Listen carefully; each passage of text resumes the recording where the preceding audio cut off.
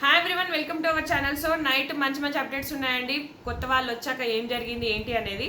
So ముఖ్యంగా వచ్చేసి మనకి ఈ దివ్య దొంగేడుపు ఏడ్చింది భరణి గారి దగ్గర దొరికిపోయానని చెప్పేసి. ఎందుకంటే అందరు వచ్చి బాండింగ్స్ గురించి చెప్తుంటారు. బాండింగ్ వల్ల మీరు ఇది అయిపోతున్నారు అంటే నేను కూడా బాండింగ్ క్రియేట్ చేసుకున్నా, నేను దొరికిపోయినా అన్న వేలో ఏడ్చిందని నాకు అనిపించింది. అట్లనే వచ్చేసి మనకు భరణి గారికి అండ్ అయేషా, రమ్య అండ్ నిఖిల్ నాయర్ వచ్చేసి చాలా చెప్తారు. అదేంటో కూడా మాట్లాడుకుందాము. అలాగే వచ్చేసి మనకు డీమాన్కి ఒక మోటివేషన్ ఇచ్చింది సంజన గారు, అది కూడా మాట్లాడుకుందాం. సంజన కొత్తగా అయ్యారు, మొత్తం గేమ్ మారుస్తారేమో అనిపించింది, మొత్తం రిఫ్రెష్ అయినట్టు అనిపించింది నాకు అది కూడా.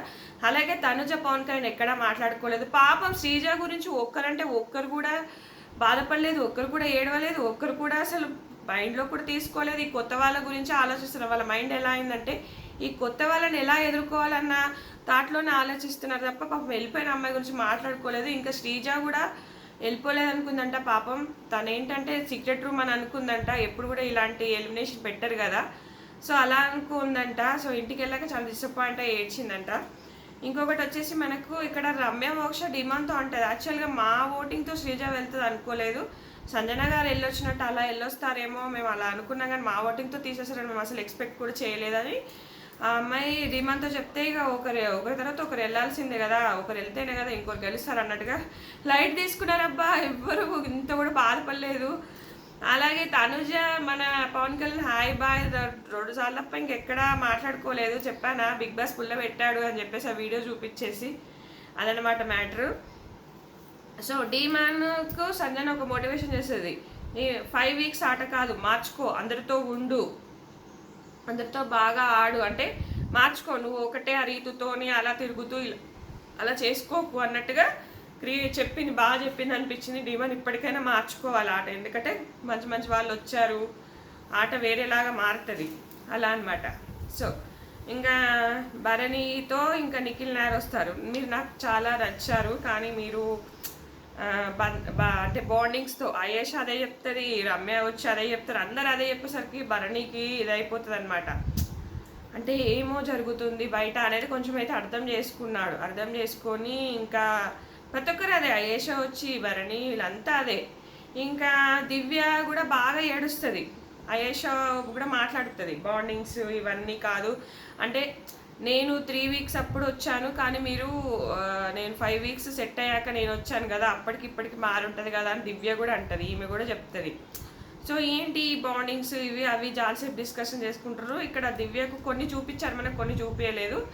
బట్ ఏంటంటే దివ్య అయితే ఫుల్ ఏడుస్తుంది. దివ్య ఎందుకు ఏడ్చిందో నేను చెప్తా.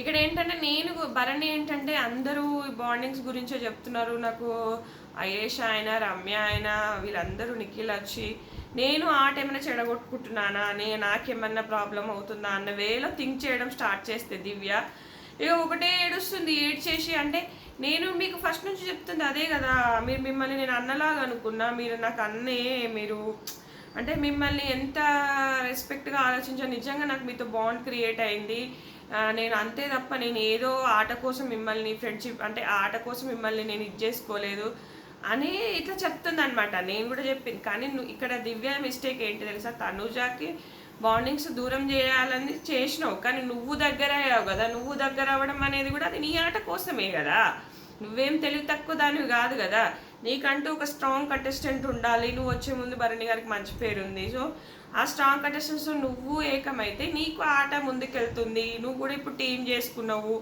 బాగా మాట్లాడి దగ్గర చేసుకుని ఆడినవు, గెలిచినవు. ఏమంటుందంటే నేను ఆడి మీతో గెలవకపోతే నాకు షివరింగ్ వచ్చేటివి హ్యాండ్స్, ఎందుకంటే నేను మీతో పేరు చేసుకున్నా కదా అని ఇంకా ఏదేదో చెప్పి ఏడ్ చేస్తుంటే ఇంకా రాము మన సుమను అందరు ఓదర్సు, నువ్వు చిన్నపిల్లవి, నువ్వు ఇంత ఏడవకు అని చెప్పేసి ఇంకా భరణి ఏమో ఏం ఏడుస్తున్నావు దానికి అన్నట్టుగా ఇంకా విసుక్కుంటా ఉంటుంది అనమాట. సో ఇక తనుజ గురించి కూడా మాట్లాడతాడు భరణి. తనుజ ఇంకా నాతో ఉండదు, నాకు తెలిసి ఆమెకంటూ వేరే వాళ్ళు ఉన్నారు, సో బాండ్ వల్ల అంటే పవన్ కళ్యాణ్ కానీ ఇంకా వీళ్ళంతా డిమాండ్ రీతు ఒక బాండ్ క్రియేట్ అయింది ఈ మూవీలతో, ఖచ్చితంగా వాళ్ళతోనే ఉంటుంది, ఇంకా నాతో మాట్లాడదు అనుకుంటా అని అది కూడా చెప్తాడు అనమాట. సో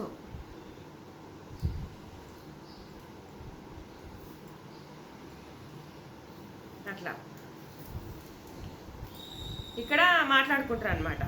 ఇంకా భరణి అంటాడు దివ్య ఇంకా అంతకుముందు ఒక డిస్కషన్ జరుగుతుంది, ఏడుస్తుంటే ఆడ కూర్చుంటే బయటకు వచ్చి కమౌట్ ఇంకా ఇది ఆలోచించక అని చెప్తాడు.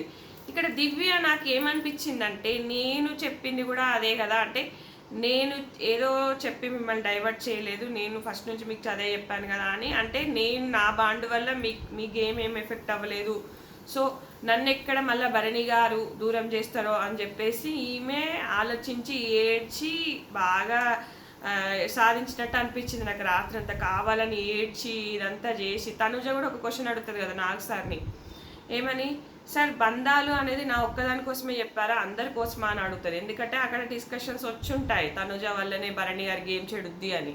సో దానివల్ల ఏంటంటే ఆమె క్లారిటీ తీసుకుందనమాట. సో అందుకే తనుజకి ఏంటంటే ఇప్పుడు కళ్యాణ్తో ఉండదు భరణితో ఉండదు అని నేను అనుకుంటున్నాను. ముందు ముందు ఆట ఎలా ఉంటుందో చూద్దాం.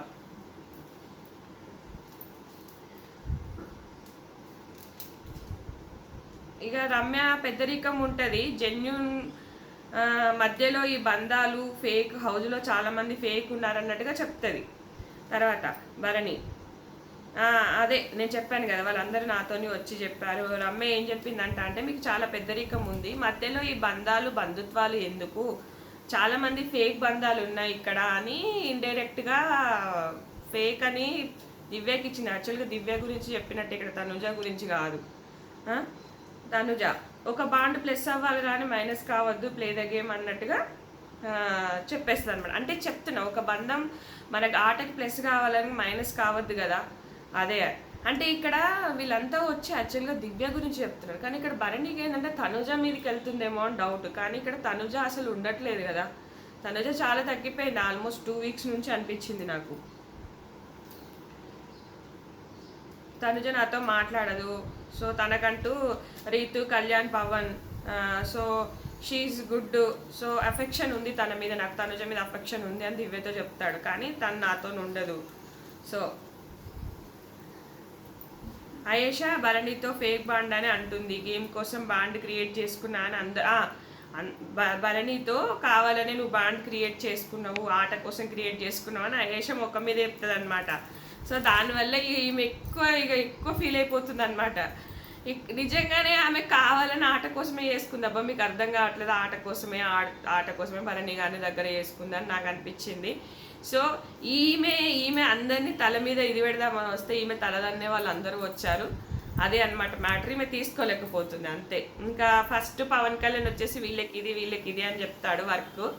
సో అక్కడ దివ్యల మాదిరి నేను చేస్తాను, నేను